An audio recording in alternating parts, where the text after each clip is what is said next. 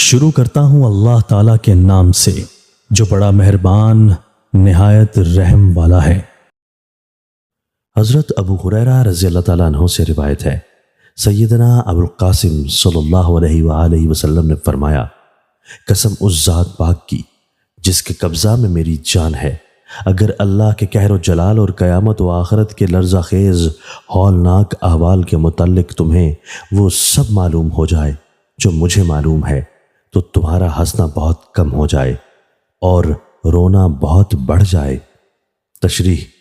مطلب یہ ہے کہ اللہ تعالیٰ کی شان بے نیازی اور اس کے قہر و جلال اور قیامت و آخرت کے ہولناک لرزہ خیز احوال کے متعلق جو کچھ مجھے معلوم ہے اور اللہ تعالیٰ نے جو کچھ مجھ پر منکشف کر دیا ہے، اگر تم کو بھی اس کا پورا علم ہو جائے اور تمہاری آنکھوں کو بھی وہ سب نظر آنے لگے جو میں دیکھتا ہوں اور تمہارے کان بھی وہ سب کچھ سننے لگیں جو میں سنتا ہوں، تو تمہارا چین و سکون ختم ہو جائے، تم بہت کم ہنسو اور بہت زیادہ رو۔ حضرت انس بن مالک رضی اللہ تعالیٰ عنہ کہتے ہیں کہ رسول اللہ صلی اللہ علیہ وآلہ وسلم نے فرمایا، جتنی بڑی مصیبت ہوتی ہے اتنا ہی بڑا ثواب ہوتا ہے،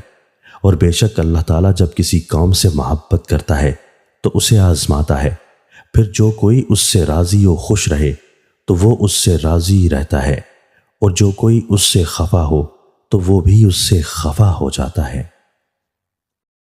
دوستو، اللہ تعالیٰ ہمیں ان احادیث مبارکہ پر عمل کرنے اور اپنی زندگیوں کو سنوارنے کی توفیق عطا فرمائے۔